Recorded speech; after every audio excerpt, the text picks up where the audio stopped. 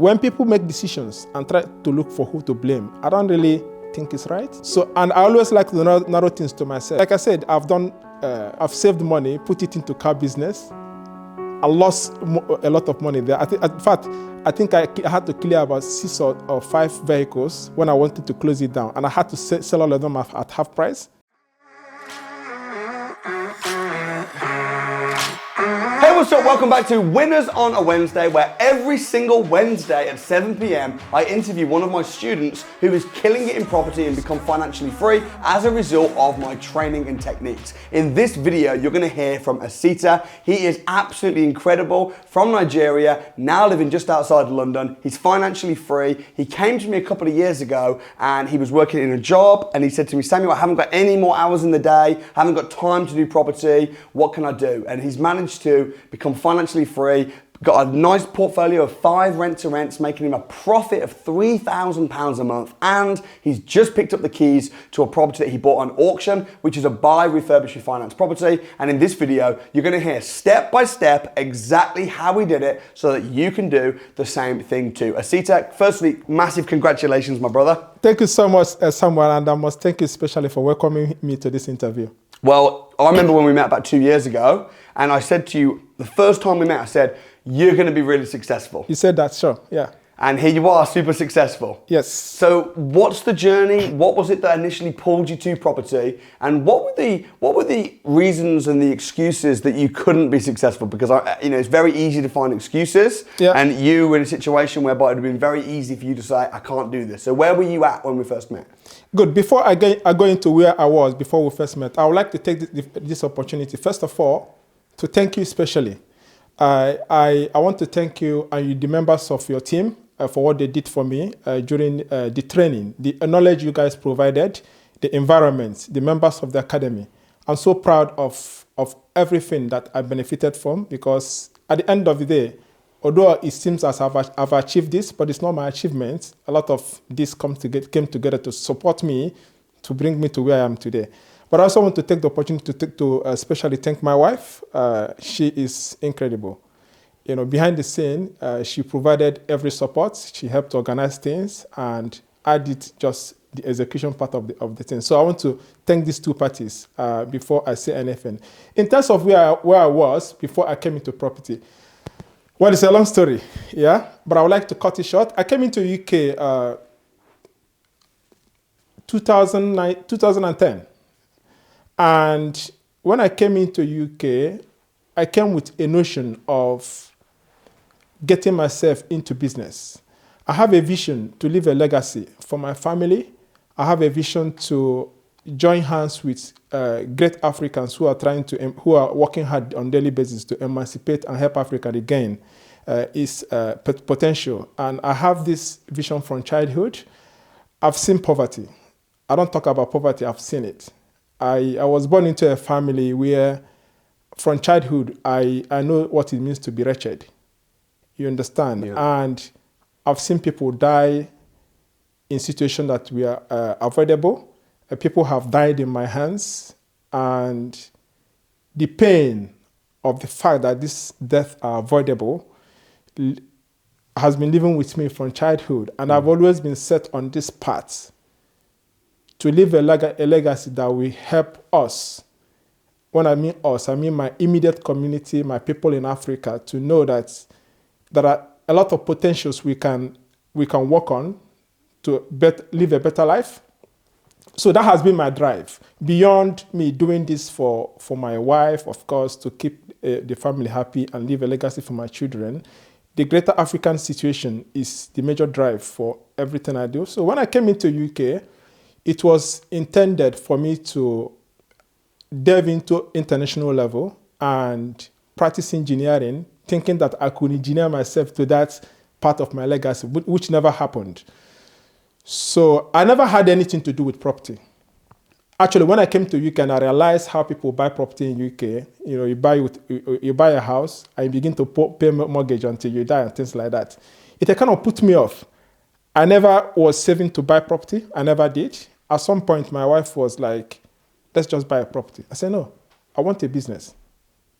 I want a business that will be successful, that will help me to kind of live the life I want to live. And if I want to buy a property, I'll buy it and pay it off. I don't like to owe people.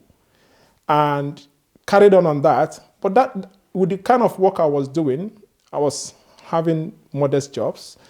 It wasn't happening. I wasn't having time for myself. I wasn't having time for my family. I was getting frustrated by the day. And it got to a point where I told my wife, look, by the grace of God, something must happen. Yeah. But I don't know what is going to happen. But I was convinced deep inside me that something must happen. How it was going to happen, I don't know. And then what I started doing was I started going out for business. So I was no longer waiting, because before then I was always changing from one job to the other job. You have a little increase in salary, you jump from one employer to the other one, thinking that you're going to find a kind of a better place that will lead you to the kind of life you want to live. But that never happened. So I started looking for business. Tried all sorts of things. I sold cars. As I registered myself, started pulling cars from auction. So it's not my first time dealing with auction. So I started pulling cars from auction. I do them up and sell them part-time while still keeping my full-time job. That got me a bond because I wasn't having time to do it properly. Maybe when the car is ready, and people want to view it, I might not be in the house, I might be at work. So it a kind of affected the business. That got me burnt on that one. I jumped into something else, which was quite a very big jump at a point. I partnered with a friend. We registered an oil and gas company, oil and gas exploration company, and we wanted to kind of have our footprint in UK. We made a few attempts to secure oil and gas wells in Aberdeen. It's not a cheap vision. We pursued it about a couple of years. Again, that didn't work out for some reasons, and got burnt on that one as well. Wow. And so that has been the background of I have been in pursuit of what can I do to achieve my legacy, to live that vision that has been burning in my heart from childhood. All right. And then it happened that a friend of, he became a friend, but he's a new employee in my office who we just connected. He was new, we connected, and it happened that we were thinking similarly. So whenever we go out for lunch, we discuss about all these guys who are having all these big cars, who are having time for their families, who are rich. There must be something they are doing that we're not doing. Yeah. You understand? So we're having very positive discussion, very constructive discussion, and we started opening up to each other. And what he did for me, which is significant, was that he told me that's a book he's read, which has helped him in his thinking. Maybe I may want to read that book. And I said, which book is that? He said, Rich Dad, Poor Dad by Robert Kiyosaki. He actually gave me his own copy and asked me to read it. Now, I didn't read that book, I studied it. By studying it, I was like, I put myself in the shoe of Robert and everything he went through, where he talked about assets and liability, trading a time for money and all of that. I remember once I was going back from work, reading that book on the train, when I came across where he started talking about property.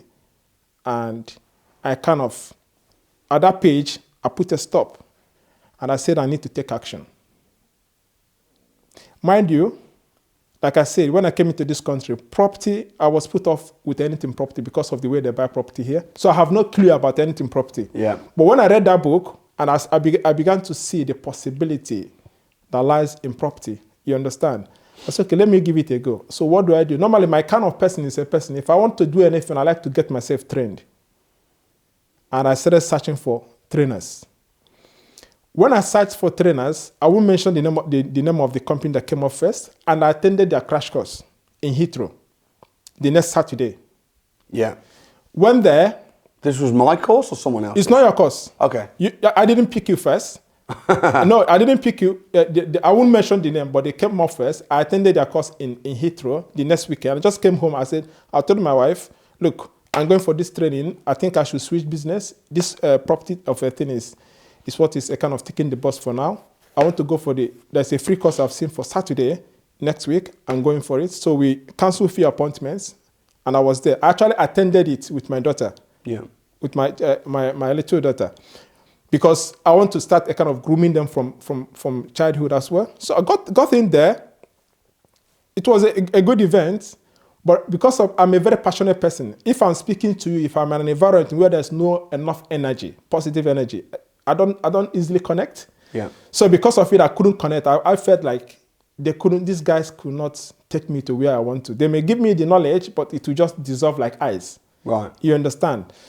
So I came back home, and my wife was like, how did you guys say? It went fine, but I'm not going with them. I'll look for another trainer.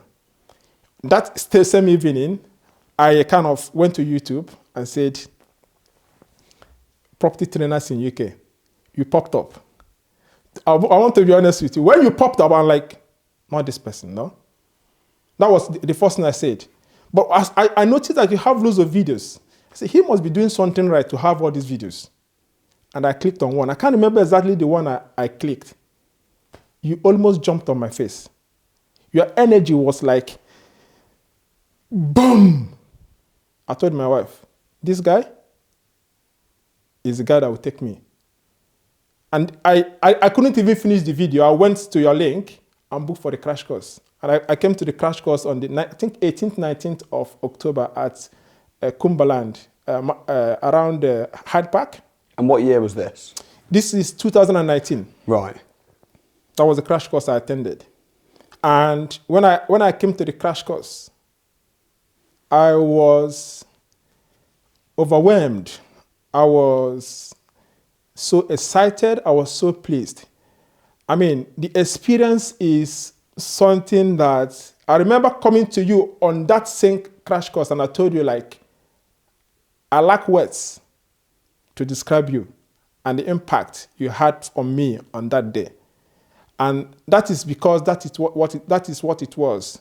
Because the environment, the ambience of positivity that characterized the crash course was a kind of an opportunity.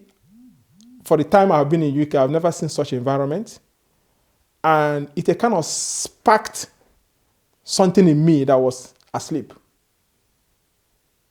You understand? Yeah. And since then, it hasn't stopped. I think it's like trying to create an environment for people to be their best version of themselves. Exactly. It's part of what we do, as well as just give people the information. Yeah. It's also to get them in an environment where they can grow and be their best selves. Exactly. Having people in the room that are doing deals and making money.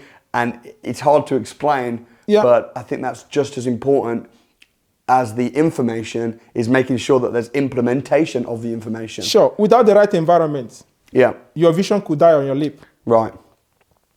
And the good thing about the academy, the good thing about the crash course is it just gives you that environment to thrive. Yeah. If you're ever convinced and willing to do it, there's no reason not to do it. Yeah. Because the environment is there. It's like going to plant a crop in a wrong environment, in acidic soil. It's not going to grow. Yeah. But place it in a very nice soil, it will just begin to grow. So the knowledge is there, the right environment is there. So important. There's no excuse. One of the things I say a lot is that environment is stronger than willpower. Sure. Because if a lot of people want to be successful and they're trying to hype themselves up and they're trying to get themselves motivated, but actually you need the right information, but you need yourself around the right people to be able to thrive and grow. Yeah. So what was it then that made you make the decision, number one, to get into property? I know you said Rich Dad Poor Dad changed your mind, the book changed your mind about property investment. What was it that made you think actually property is a good investment, as opposed to thinking, I don't want to do property? Well, like I said, I was at a point where I was looking for anything that could lead me to the path of my the legacy I want to live, the vision. Anything, any business that will work. Like I am an engineer. The way I want to practice engineering is such that I will practice it, but still have time for my family. Will still have time to reach the community, the people I want to support and help. Yeah. You understand? That is the kind of engineering I want to practice. At the moment, I don't have time for myself. It's not all about making money to just feed your family. That's a frustrating life for me. So property is the vehicle. So property, when I read that book and realized that property is a means, I could get there. And I came to your crash course and connected with your team. And there and then, I signed up to the academy. Yeah. The same day I attended the crash course was the day I signed up with the academy. And it's good to know that, to tell you how I was moved, I signed up with my credit card. I didn't have money. So you went into debt to do the training? Exactly, yeah. Wow. Because at the end of the day, I don't want to do it and stop. Yeah. I want to do it so badly. You know, it's Les Brown who will tell you that anything that is worth doing so badly until you learn how to do it well. Here's a question for you then, Osita. Yeah.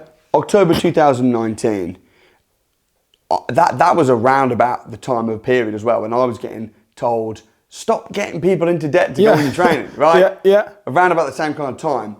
Some people could have seen you as a vulnerable person, right? You're having to put the money on your credit card. You've got family depending on you, not just in the UK, but family in Nigeria. You've got a dream to become financially free. Yeah. You want to leave a legacy. You want to help change the world.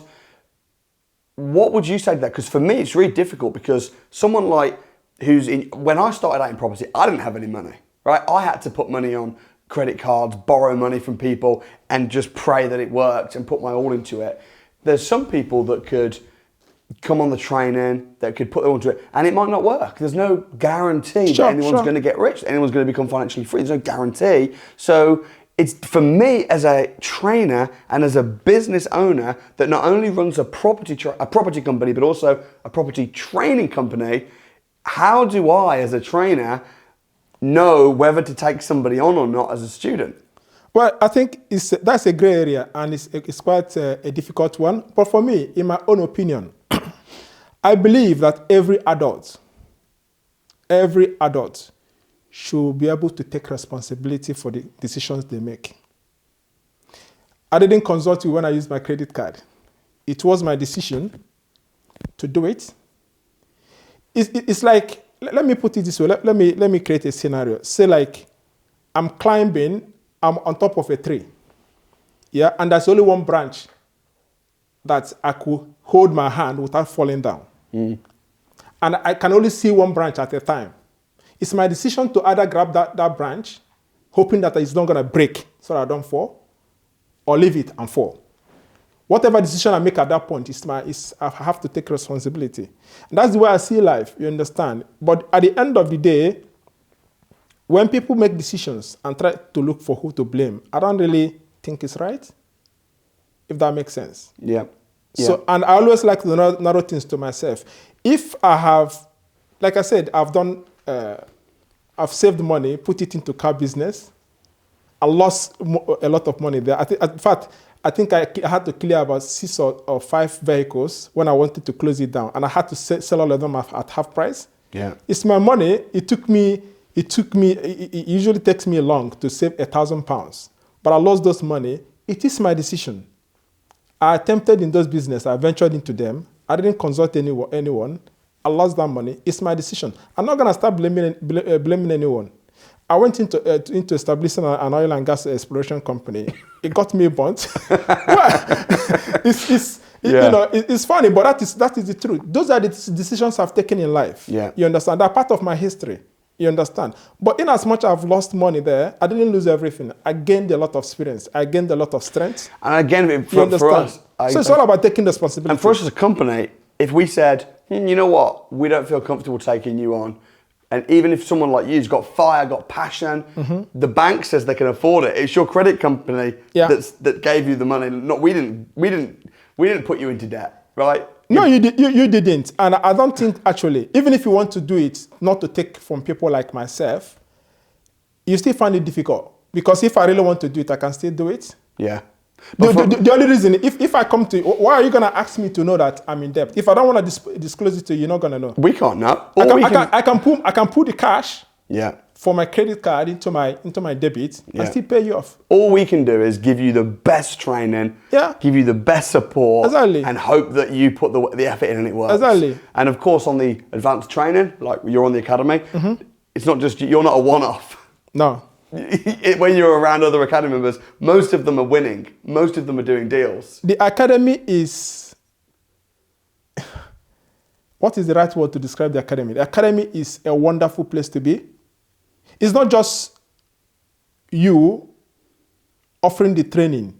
the kind of people, it's a kind of selection of certain character of individuals. Very positive minded, full of energy, chasing one goal. They want to achieve their vision, they want to leave a legacy, and they have the big heart to extend a helping hand to any of the colleagues that is a kind of drop-in. Yeah. That is what I see, that is my experience of the academy. I mean, even some people I consider to be senior members of the academy, in the sense of people who has been there before people like us. I mean, I could go and mention their name, like, Anthony Wilmot, James Armstrong, Alistair Cunningham, Ricky Mandel, members of your team, Tony Cook, every one of them at every point in time. Tom Cook as well. Yeah. Every one of them, they're happy to help. Yeah. When you're in an environment where people are happy to help you to succeed, what else do you need? You have the right knowledge. You have people who are willing to help you. The only thing that things don't work from what I see people who complain is when people don't take the right action. Yeah. For instance, you're saying you haven't found a deal, and in a month you have only viewed one house. Right. It doesn't happen. With myself, having my full-time job, which is quite busy. Very busy. One thing I don't like about my current job is pressure. The pressure there doesn't allow me to even attend to my family, and it's worrying. Yeah. You understand? Now, I don't have time. I don't even have money. I'm not able to have savings. That's the thing. When you came, you were like, my situation was awkward. How did I know you were going to be successful? I'll tell you how I knew you were going to be successful. You didn't have time, zero time. You're really busy in a job. You got 4 kids. Yeah. You didn't have money. You had to go into debt to come on the training, right? You didn't have lots of things. You had zero experience. You didn't know anything about property. You've got a history of failure. Yeah. Your other businesses had failed. Yeah. The reason I knew you were going to be successful, and I told you at the time, I said, you're going to be successful, is because you had a good energy. Yeah. You had great energy. You said that, yeah. I said that. You'd light up a room when you come into it. In your actual word, you actually say that, Osita, I see you becoming a sunshine in UK. Right. That was your word, yeah. Yeah, because you'd walk into a room, you'd light the room up, you'd pull everybody up. You just had a great energy, great belief. Yeah. I think belief's really important. And also, you're a hard worker. And, I said to you, you're going to be successful. I remember a few months into the academy, and you came up to me and you said, Samuel, I'm really struggling. I understand everything. I've got the training, I've got the support. I ain't got the time.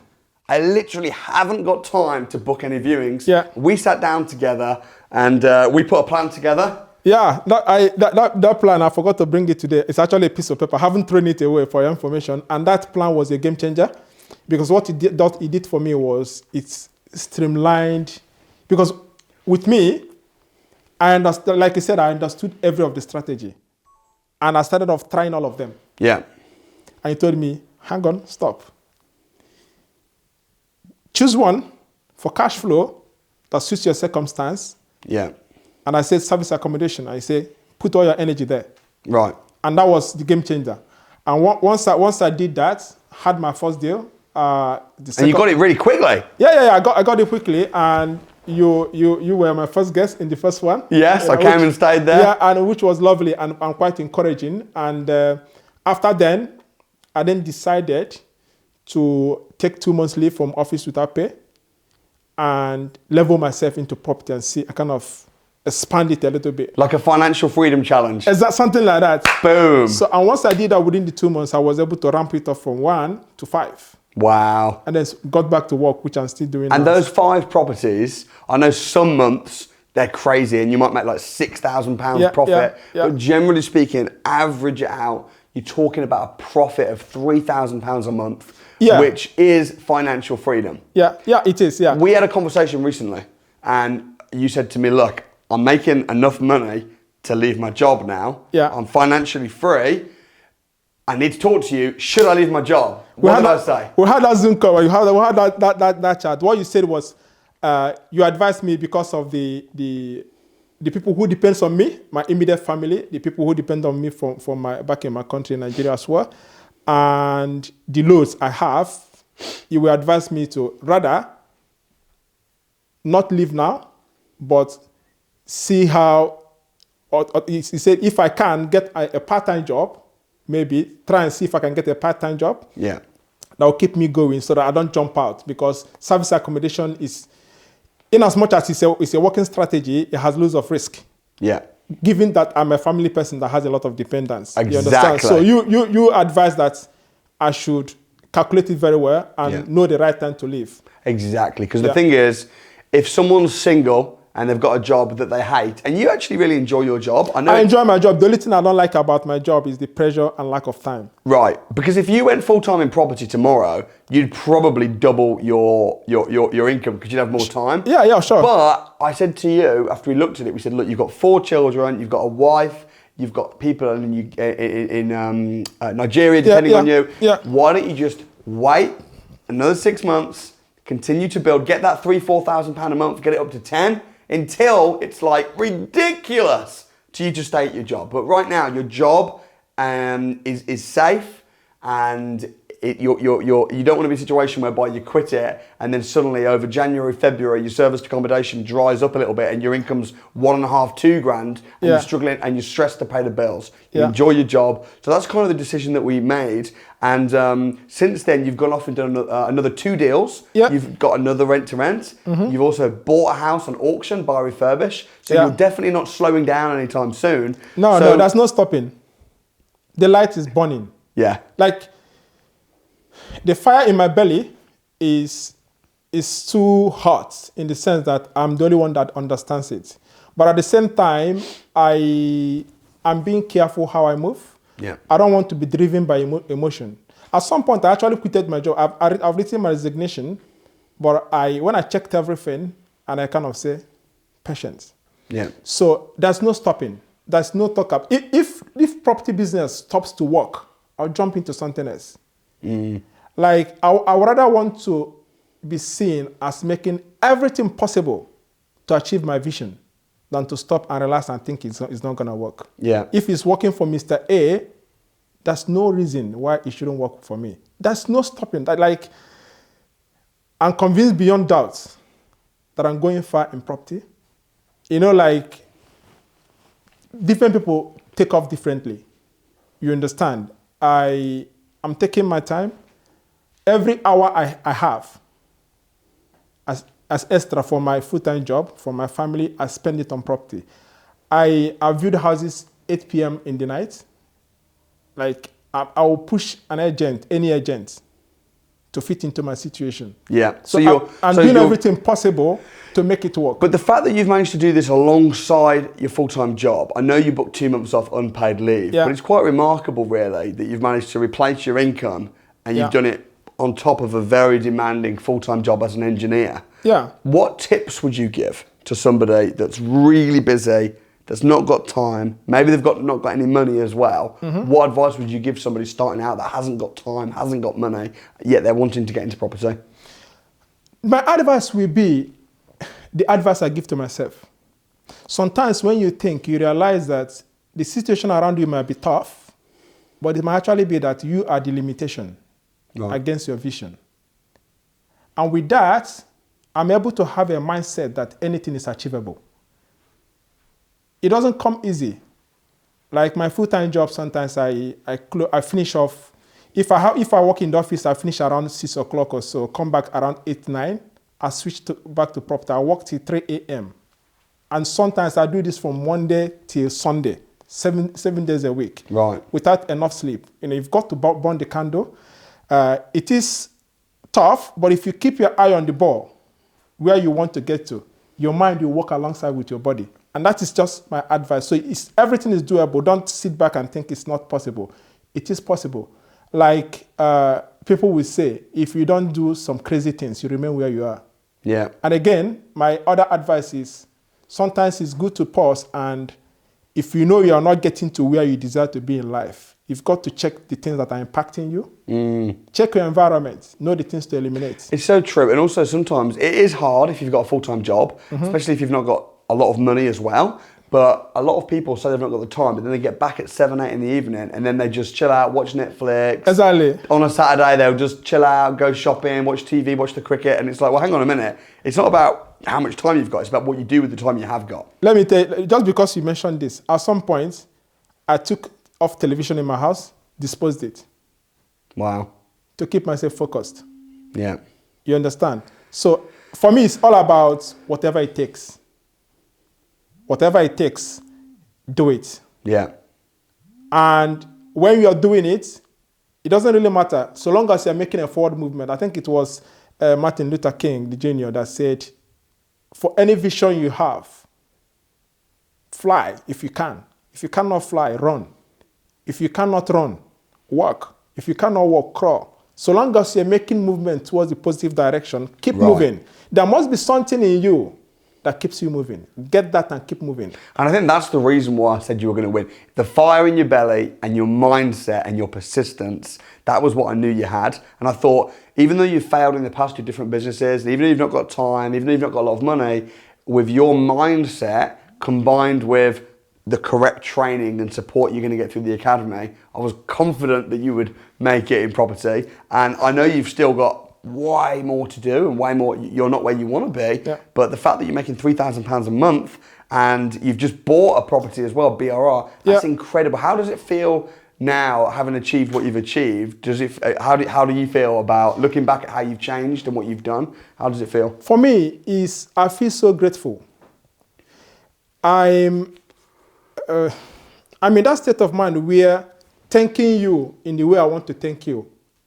It's difficult to thank you and the gains I've had from the academy without sounding like a sycophant.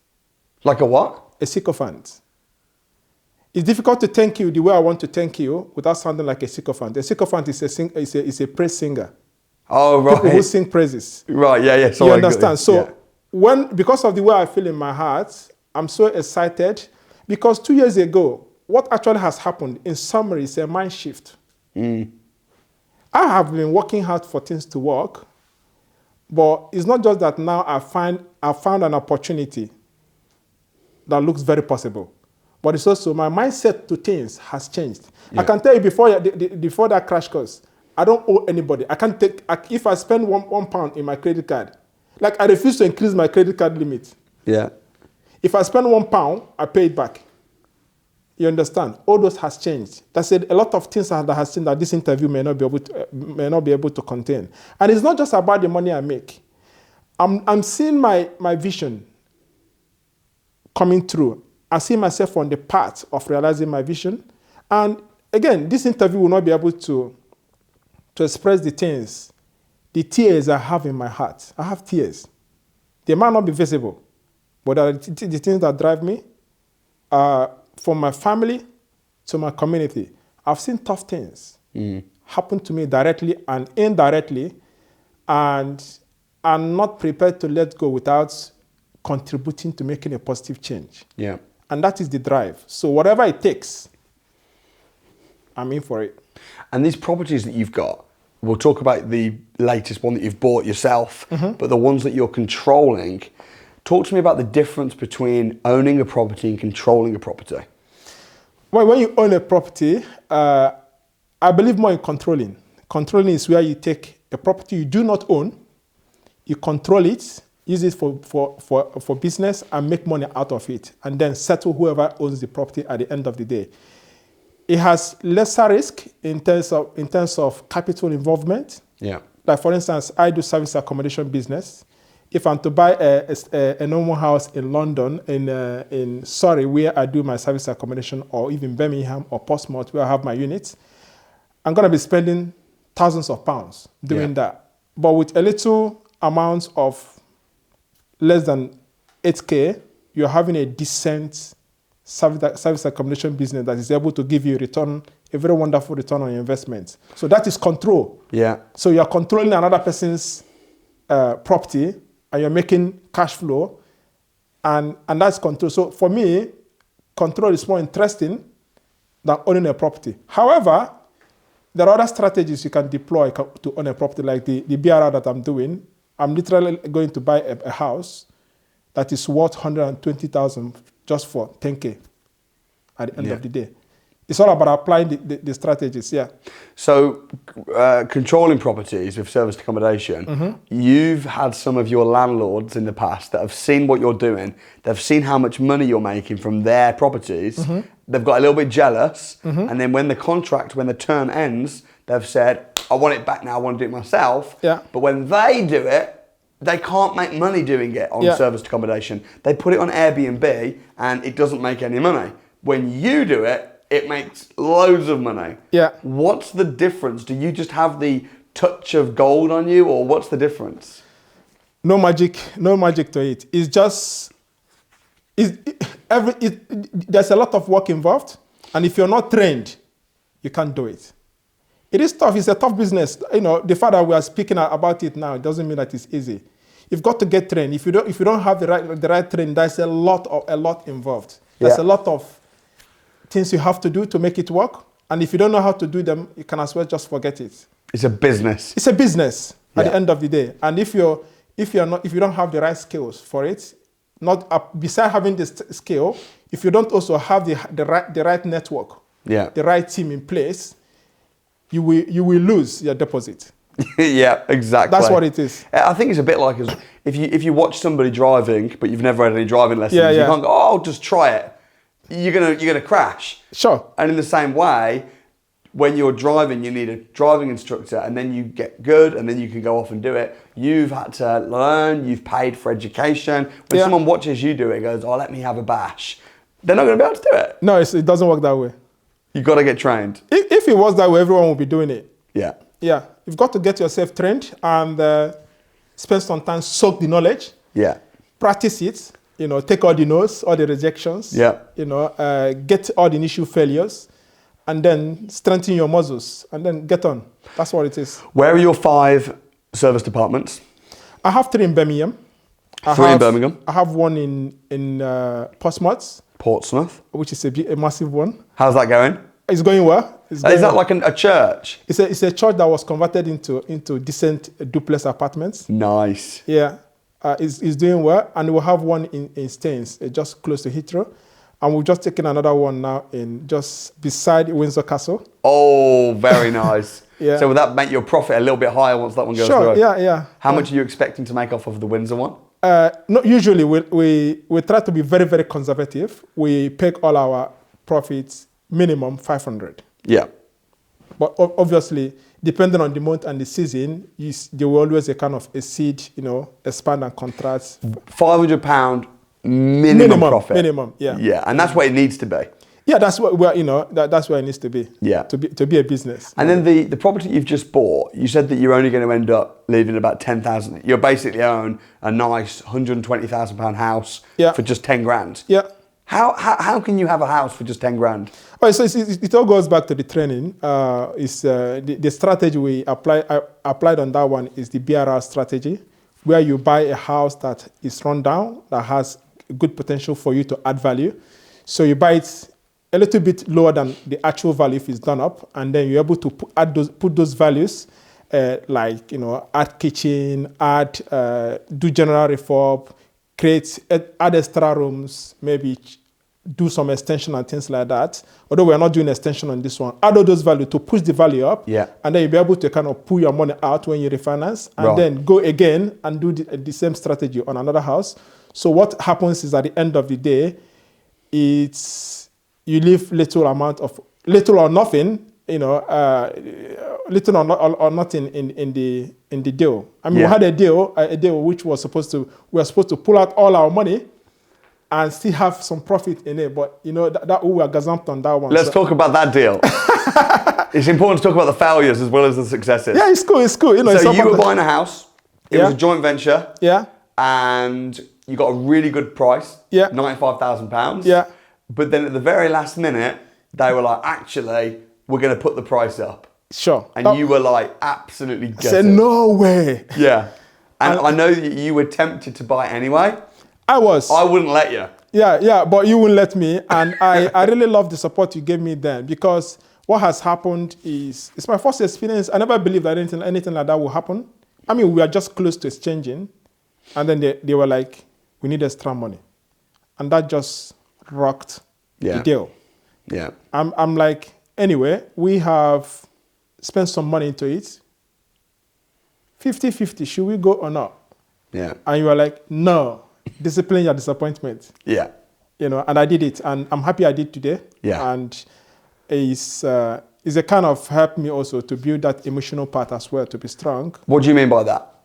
Well, when you are attached to a particular property, because if you feel initially when you have a deal that is good, like it was a cracking deal, so unconsciously you kind of build that attachment that this is a deal, I'm gonna do this, complete this. You have a kind of an image of what is gonna be in the next 3-4 months. Yeah. You're gonna own a house for free or something like that, and suddenly someone is like, no, I need extra 10K, extra 20K. You're like, you're already emotionally attached to it because of the picture you have created. Yeah. Now, getting out of that emotion is always a difficult thing to do.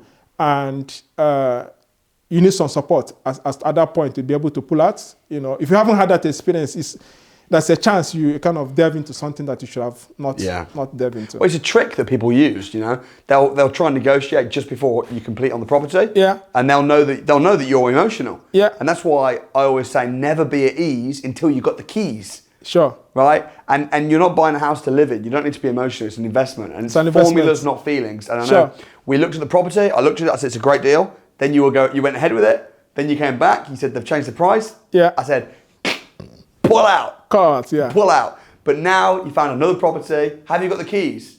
Oh, yeah, I've got the keys, yeah. So now you can be at ease. Yeah, of course. Yeah, and that property as well, that was an auction property. It's an auction property, and it's our first time in auction as well. Yeah, again, with auctions, number one piece of advice, have the absolute maximum you're prepared to bid before you start bidding.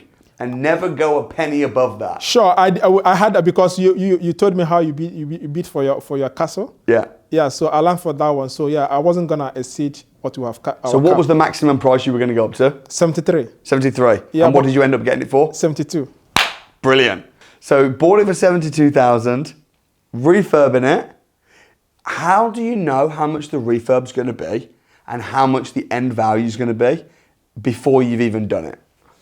Well, for the end value, you've got to do a lot of research. You've got to look at sold comparables in the area. You've also got to speak to a lot of local agents and locals as well. For me, I don't just speak to the local agents. I also speak to the local people living who own houses around the area. Yeah. And obviously do a lot of digging online. I use a couple of software, Property Data, Zoopla, Rightmove, you know. And when you do all those analysis, then you do a kind of a critical analysis of what is possible.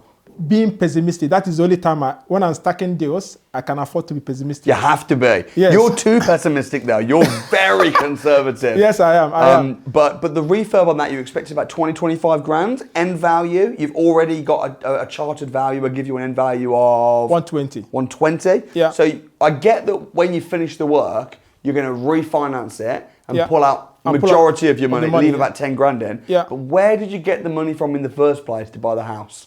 So we use what we call bridging finance. Right. So it's similar to a mortgage, but the only difference is a short-term loan. Yeah. Where you kind of leverage on that loan to kind of be able to pay for your deal. And have you also pulled in a joint venture partner? Yes, I'm working with a joint venture partner on this one. Who are you working with? A member of the academy. Oh, brilliant. Yes. And that's the thing as well, it's not just what you know, it's also who you know. Exactly, yeah. So I mean, those are the benefits of being in the academy. You can always have JV in the academy as well. Yeah. These are people who want to invest, and once they see the right deal, they're happy to work with you, and that's what I'm doing at the moment. Yeah. So with all of what you've learned and done over the last 2 years, if you were advising yourself 2 years ago, what would you say to yourself starting out to give them the best words of wisdom? Don't waste time.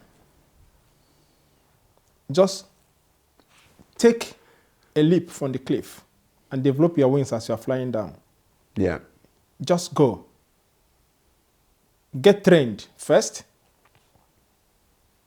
Believe in yourself. Everything works. Anything you can conceive and believe works. Yeah.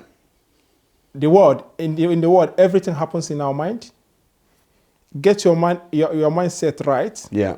And pursue any dream you have in your head. Absolutely. The world is waiting for you. That's my advice. That is the advice I'll give to myself. Yeah. And that's it. What's the biggest thing that you've learned through the academy? The biggest thing I've learned through the academy is with the right people around you, everything is possible. Yeah, yeah. And what's it been like working with me? Oh, like I said, it's difficult to talk about you without sounding like a sycophant. Yeah? Working with you has been incredible. Your passion is so inspiring. You know, your belief in what you do touches hearts. And I call you a legend for a reason.